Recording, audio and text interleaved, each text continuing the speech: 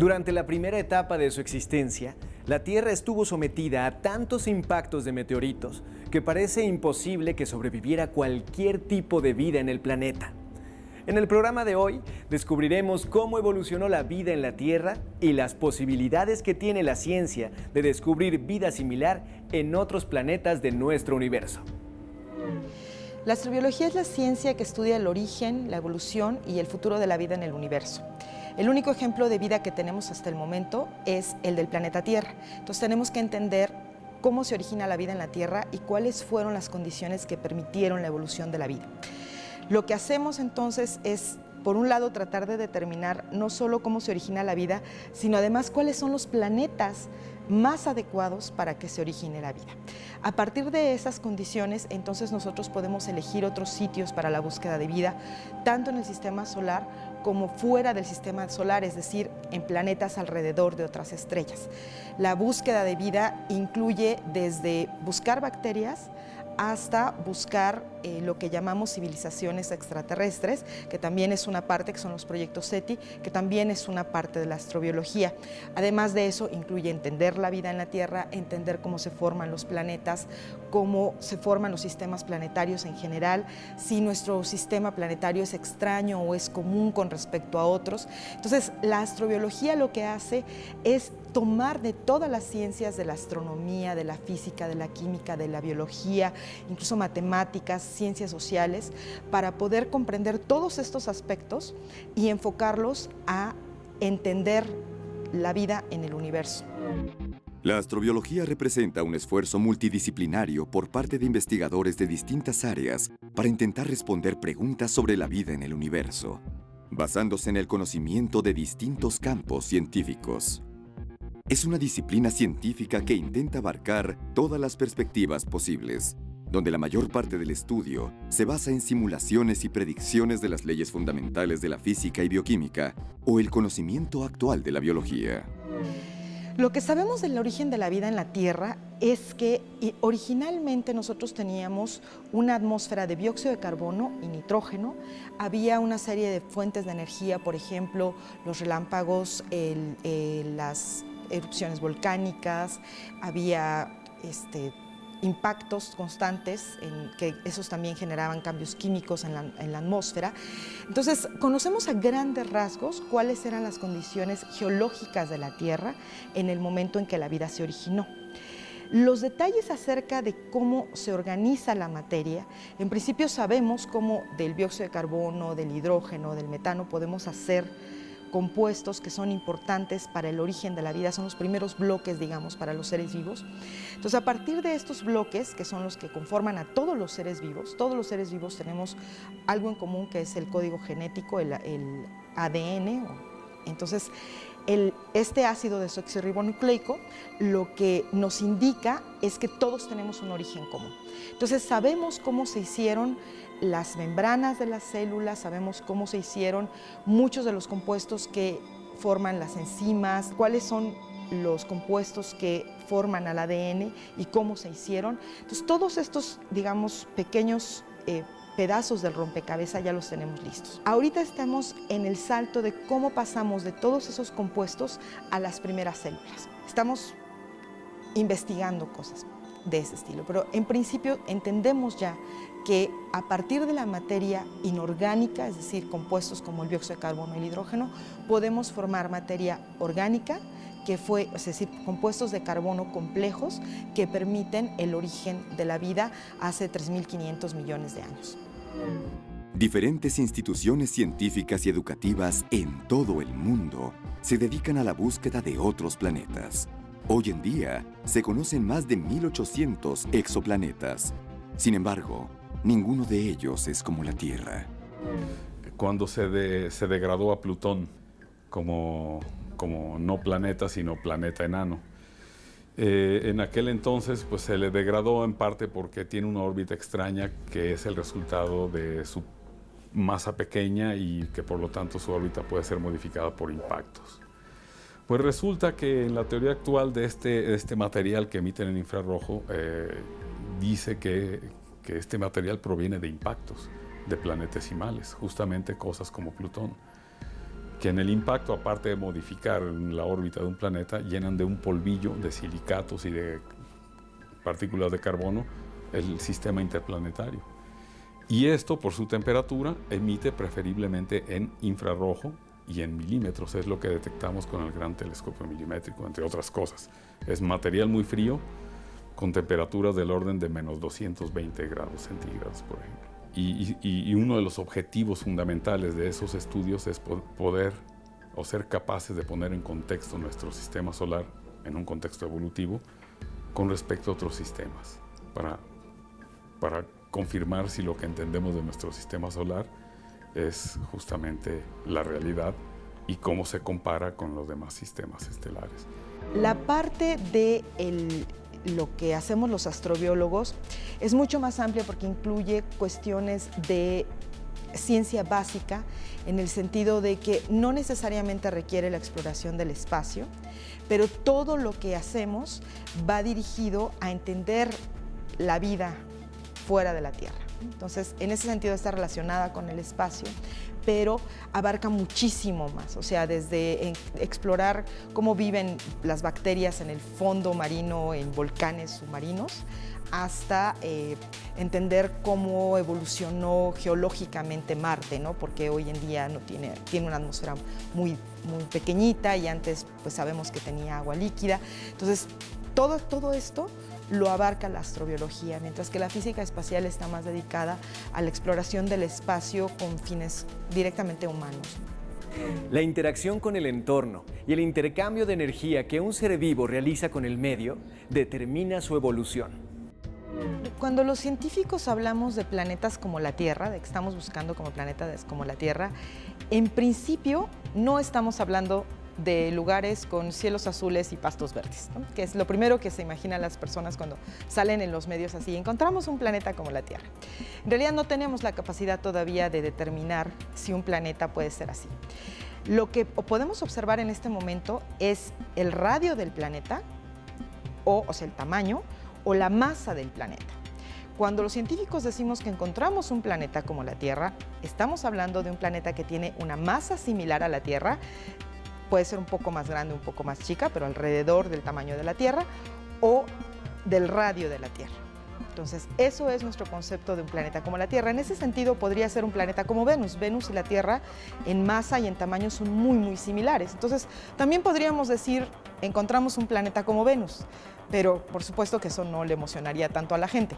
Venus, la Tierra, Marte, Mercurio, los cuatro tienen algo en común, que son planetas que están hechos de roca con un núcleo de hierro. Entonces, este tipo de planetas es los planetas que estamos buscando para ser potencialmente habitables. La otra característica que tiene que tener un planeta, además de ser un planeta de roca, tiene que tener una atmósfera y estar a una distancia de su estrella que le permita tener agua líquida en la superficie. ¿Por qué, por ejemplo, no estamos buscando vida en planetas como Júpiter, gigantes gaseosos, ¿no?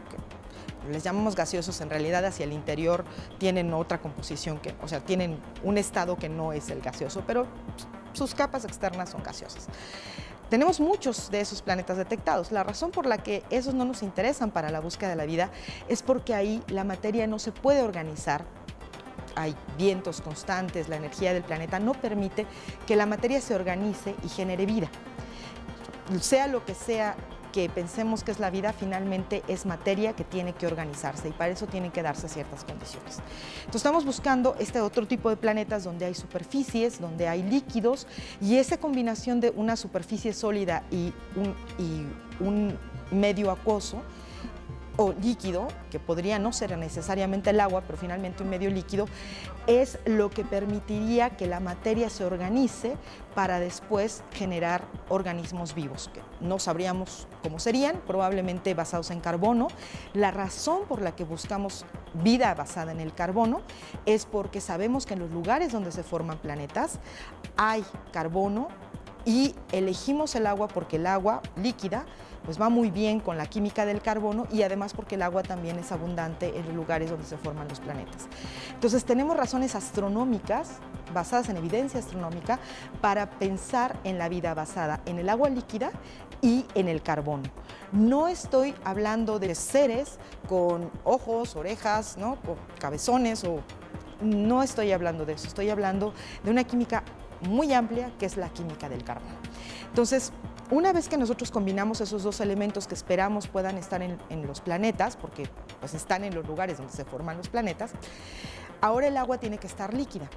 El agua podría estar líquida, por ejemplo, en el subsuelo, eso podría suceder, o debajo de una capa de hielo, como sucede en Europa, la luna de Júpiter. Pero el problema es que si estamos hablando de un planeta que está alrededor de otra estrella, no podríamos determinar si ese planeta es habitable o no.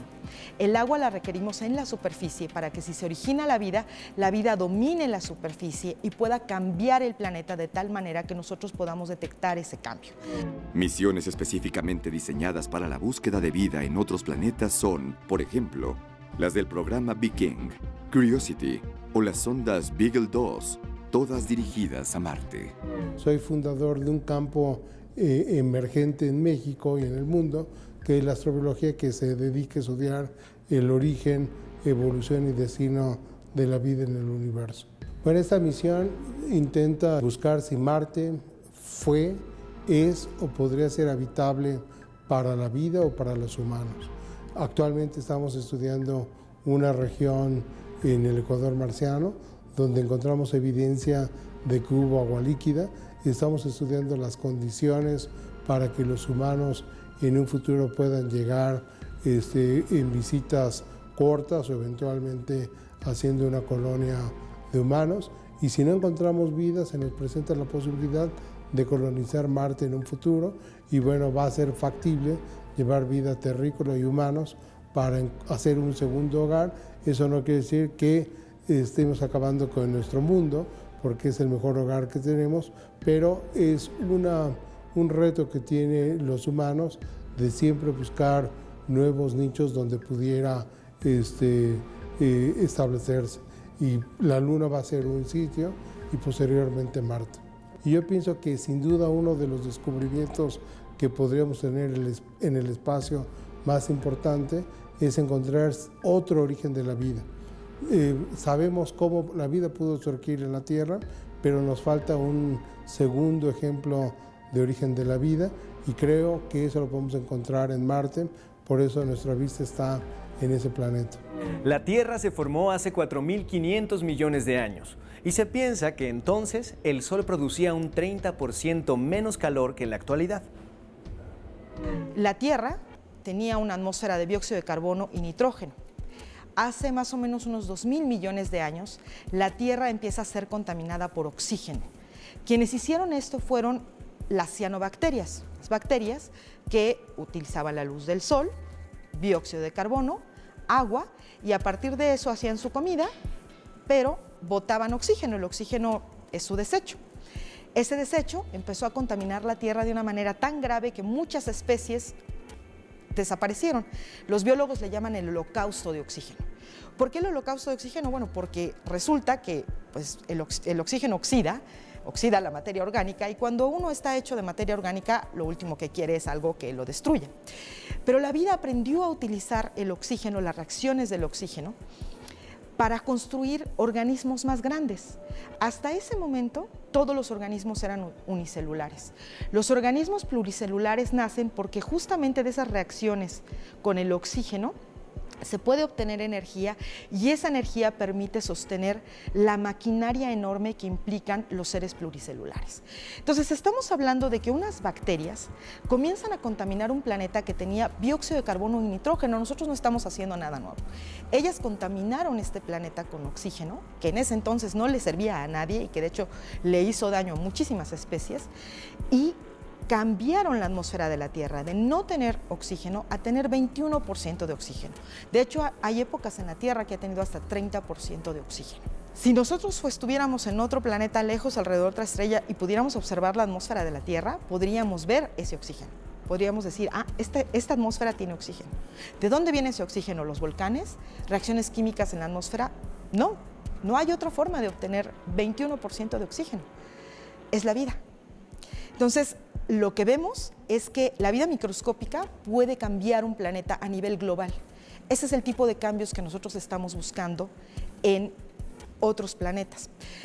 Todavía no tenemos los instrumentos para hacerlo, pero estamos trabajando para primero seleccionar a los planetas como la Tierra, es decir, que son rocosos, es decir, más o menos como del tamaño de la Tierra, que están a esta distancia de su estrella donde podrían tener agua líquida en la superficie, la queremos en la superficie para que la vida pueda justamente cambiar el planeta, y después de eso, de seleccionar a esos planetas, entonces podríamos observarlos con nuevos instrumentos, ver si tienen una atmósfera y a partir de estudiar su atmósfera podríamos determinar si tienen agua, si tienen actividad volcánica y si tienen vida. Estos planetas, pues no vamos a ir a ellos, son planetas que están alrededor de otras estrellas a años luz de distancia y no son planetas para la conquista humana, no son planetas a los que vamos a ir. Requiere muchísima energía viajar fuera de la Tierra, fuera del sistema solar aún mucho más. La razón por la que estamos buscando estos planetas es para entender si realmente la vida es algo que es común en el universo o no. Podríamos mudarnos a otro planeta, sería aquí, un vecino, Marte, por ejemplo. Entonces, con los estudios que hemos hecho de Marte, sabemos que en el pasado tuvo agua líquida en la superficie, es decir, es un planeta que se ajusta a nuestras ideas de un planeta habitable. Tuvo una atmósfera más gruesa, tuvo agua líquida en la superficie, la fue perdiendo porque fue perdiendo su atmósfera. La atmósfera funciona como una cobijita que guarda el calor del Sol, entonces permite que el planeta esté más caliente y sabemos que esto sucedió en Marte. Perdió su atmósfera, se congeló, se volvió un desierto, pero no sabemos si en el pasado pudo haber tenido vida. En caso de que no lo haya tenido, nos queda la opción de decir, bueno, ¿qué tal si nosotros ahora cambiamos a Marte? Lo terraformamos, lo convertimos en un planeta como la Tierra. ¿Qué tendríamos que hacer? Bueno, pues tendríamos primero que llevar gases de efecto invernadero. Sabemos cómo calentar un planeta, lo estamos haciendo muy bien con el nuestro. Entonces podemos llevar gases de efecto invernadero. Calentamos un poco la atmósfera, se empiezan a derretir los casquetes polares de Marte, donde hay dióxido de carbono y agua, hay hielo de dióxido de carbono y agua. Ese dióxido de carbono y esa agua, pues entonces van a generar un efecto invernadero todavía más potente, que va a permitir que suba la temperatura del planeta, vamos a poder tener agua líquida y después podemos empezar a llevar microorganismos y después de microorganismos podemos empezar a llevar organismos cada vez más y más grandes, pastos, árboles y eventualmente, quién sabe, podríamos vivir ahí. Nos tardaríamos unos 100 años en calentar el planeta, unos 1000 años tal vez en tener oxígeno. Eventualmente esa atmósfera se iría en unos millones de años también, pero bueno, el experimento, o sea, sería el mayor proyecto de ingeniería planetaria que podríamos hacer los humanos, ¿no? Esto no está decidido, hay cálculos teóricos, no se ha pensado hacer, todavía tenemos mucho que buscar en Marte, mucho que explorar. Entonces queremos entenderlo así como está ahorita, con 2 o 3 robots que están ahí por ahí tirados, pero por lo demás queremos mantener a Marte de esa manera. Y luego está lo otro, que es una idea interesante, porque bueno, el Sol finalmente en 5.000 millones de años va a ir sufriendo un proceso en el que primero sube su luminosidad, esto va a suceder gradualmente, y en 5.000 millones de años se va a convertir en una gigante roja, entonces se va a expandir más o menos hasta la órbita de la Tierra, muy probablemente nosotros vamos a salir evaporados. Antes de eso, mucho antes de eso, los océanos de la Tierra se van a evaporar, pero tal vez las lunas, los satélites de los planetas exteriores, como por ejemplo Europa o Titán, Titán es una luna de Saturno, tal vez esos se conviertan en mundos habitables, ¿no? Entonces podríamos mudarnos de aquí a más afuerita, a las afueras, donde va a estar mucho más agradable que aquí, cuando el Sol pues se convierta en esta gigante roja y lance sus capas exteriores hacia el espacio, ¿no? Entonces, tenemos esas posibilidades, pero son en el sistema solar. Hasta ahora no hay ningún plan de que la humanidad pueda salir del planeta. Este es nuestro mundo habitable y nos valdría cuidarlo. La pregunta de si hay vida en el universo, además de la Tierra, es una hipótesis verificable y, por lo tanto, es una línea importante para la investigación científica actual.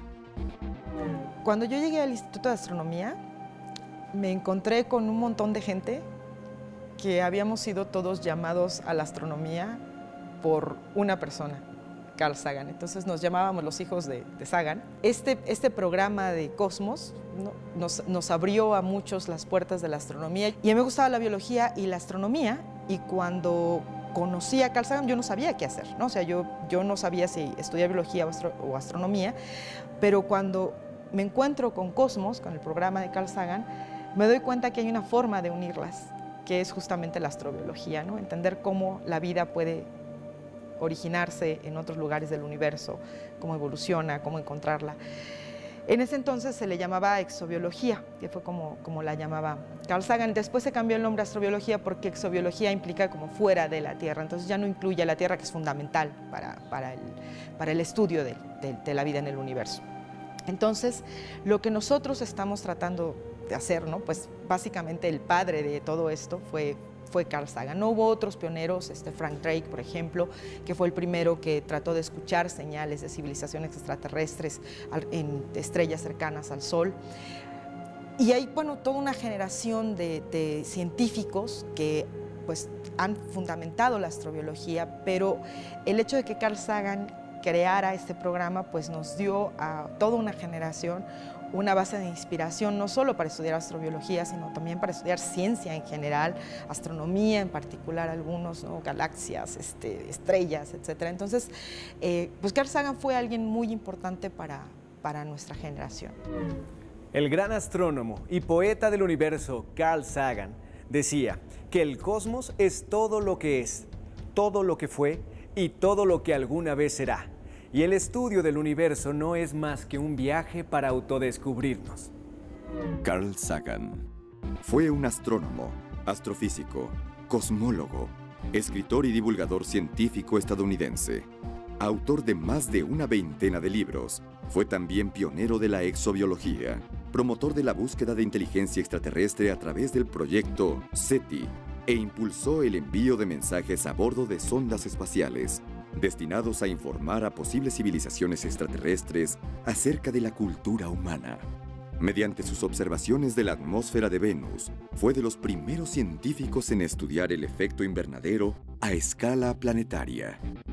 Las contribuciones de Sagan fueron vitales para el descubrimiento de las altas temperaturas superficiales del planeta Venus. Fue de los primeros en plantear la hipótesis de que una de las lunas de Saturno, Titán, podría albergar océanos de compuestos líquidos en su superficie, entre otros importantes estudios y descubrimientos que ayudan a la ciencia de hoy a encontrar respuestas y plantear nuevos paradigmas de nuestro universo. Sin embargo, Sagan es más conocido por sus investigaciones sobre la posibilidad de la vida extraterrestre. Fue un importante escritor de ciencia ficción y en 1978 fue galardonado con el Premio Pulitzer por su obra Los Dragones del Edén. Especulaciones sobre la evolución de la inteligencia humana. Si bien adquirió fama y popularidad por su obra Cosmos, que en 1980 fue convertida en serie televisiva y constituyó un éxito mundial. Y cuando pensamos en la vida fuera de la Tierra, pues nos imaginamos pues, las ideas que nos han vendido en la televisión, ¿no? O en el cine, ¿no? Seres que nos van a comer estilo Alien, ¿no? Así cositas todas dulces y tiernas como E.T., ¿no? Que era así con los ojotes y cabezota. O estos seres que quieren experimentar con nosotros, ¿no? Y que nos quieren hacer cosas y que... Entonces, tenemos esta imagen de los extraterrestres y cuando suelo dar mis conferencias decepciono un poco a la gente porque les digo, bueno, en realidad lo que estamos buscando en principio son seres unicelulares, ¿no? Son organismos fundamentales, básicos, y probablemente no los vamos a ver, o sea, no nos van a poder mandar una foto, entonces no vamos a tener idea de cómo son, ¿no? Vamos a saber que están transformando el planeta, que están haciendo cosas con su planeta, pero no vamos a poder saber cómo son, ¿no? El otro extremo es la búsqueda de civilizaciones extraterrestres, ¿no? Cuando pensamos en esto, pensamos como en la comunicación, ¿no? Pero, a ver, imagínense, por ejemplo, si nosotros mandamos un mensaje a la Luna, tarda 1 minuto. Si lo mandamos a Marte, pues ya tarda 20 minutos, ¿no? Entonces, imagínense ese chat con, ¿no? Así de hola, ¿no? 20 minutos después, hola, y así, ¿no? Si vamos a otra estrella, 20 años luz de aquí, pues son 20 años de viaje del mensajito, ¿no? Entonces, la cosa es que no es una comunicación propiamente cuando pasas 20 años sin hablar con alguien, ¿no? Para esperar su respuesta, es más bien mandar un mensaje o que alguien nos diga de allá, estamos aquí, ¿no? Y que nos mande una foto para saber cómo son, porque de otra manera no sabríamos cómo son, ¿no?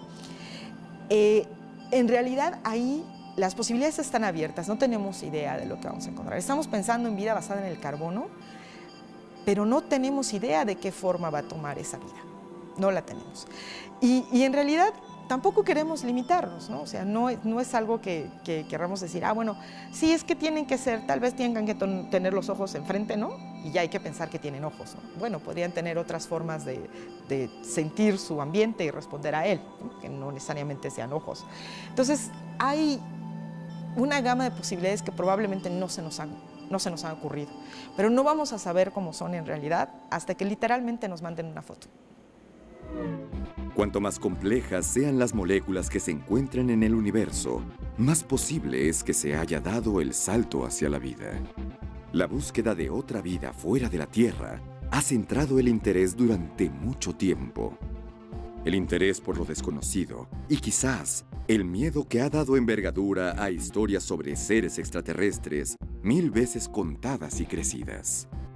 La existencia de vida extraterrestre, sin embargo, no puede verse limitada por la fijación en un estereotipo con cualidades humanas e incluso con frecuencias sobrehumanas. Porque una célula ya es vida. Esta realidad nos permite esperar encontrar vida en muchos sitios del cosmos. Más allá de nuestra galaxia, hay miles de estrellas con planetas girando a su alrededor que desconocemos. La Tierra es el único mundo conocido hasta ahora que alberga vida. No hay ningún otro lugar, al menos en el futuro próximo, al cual nuestra especie pudiera migrar. ¿Visitar? Sí. Colonizar, aún no.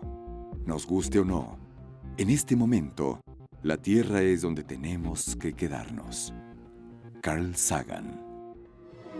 Los conocimientos que tenemos sobre el planeta Tierra y de los seres vivos que habitamos en él nos han traído muchas sorpresas. La vida no siempre aparece en la forma en que la conocemos.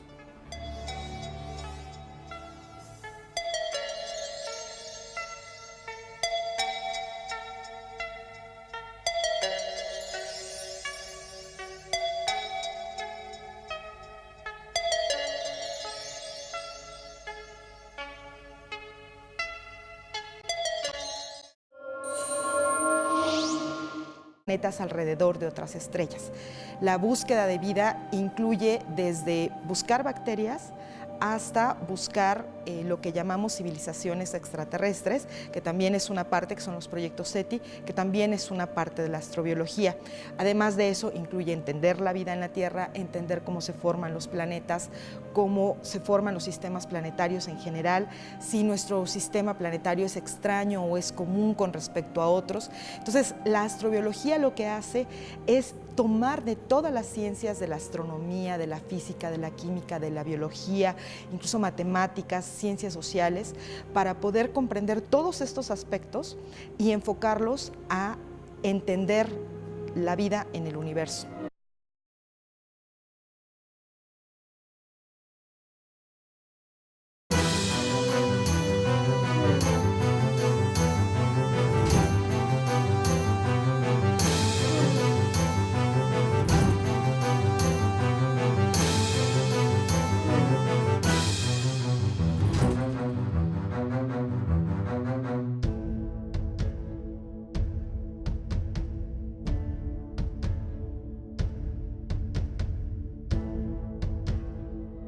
Durante la primera etapa de su existencia, la Tierra estuvo sometida a tantos impactos de meteoritos que parece imposible que sobreviviera cualquier tipo de vida en el planeta.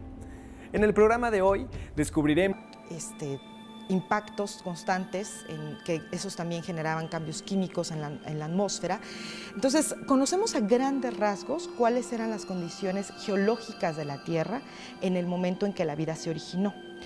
Los detalles acerca de cómo se organiza la materia, en principio sabemos cómo del dióxido de carbono, del hidrógeno, del metano podemos hacer compuestos que son importantes para el origen de la vida, son los primeros bloques, digamos, para los seres vivos. Entonces, a partir de estos bloques, que son los que conforman a todos los seres vivos tenemos algo en común que es el código genético, el ADN. Entonces, este ácido desoxirribonucleico lo que nos indica es que todos... Vemos cómo evolucionó la vida en la Tierra y las posibilidades que tiene la ciencia de descubrir vida similar en otros planetas de nuestro universo. La astrobiología es la ciencia que estudia el origen, la evolución y el futuro de la vida en el universo. El único ejemplo de vida que tenemos hasta el momento es el del planeta Tierra. Entonces tenemos que entender cómo se origina la vida en la Tierra y cuáles fueron las condiciones que permitieron la evolución de la vida.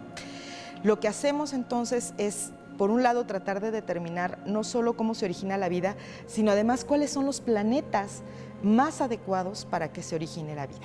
A partir de esas condiciones, entonces nosotros podemos elegir otros sitios para la búsqueda de vida, tanto en el sistema solar como fuera del sistema solar, es decir, en planetas. La astrobiología representa un esfuerzo multidisciplinario por parte de investigadores de distintas áreas para intentar responder preguntas sobre la vida en el universo, basándose en el conocimiento de distintos campos científicos. Es una disciplina científica que intenta abarcar todas las perspectivas posibles, donde la mayor parte del estudio se basa en simulaciones y predicciones de las leyes fundamentales de la física y bioquímica o el conocimiento actual de la biología. Lo que sabemos del origen de la vida en la Tierra es que originalmente nosotros teníamos una atmósfera de dióxido de carbono y nitrógeno. Había una serie de fuentes de energía, por ejemplo, los relámpagos, las erupciones volcánicas, había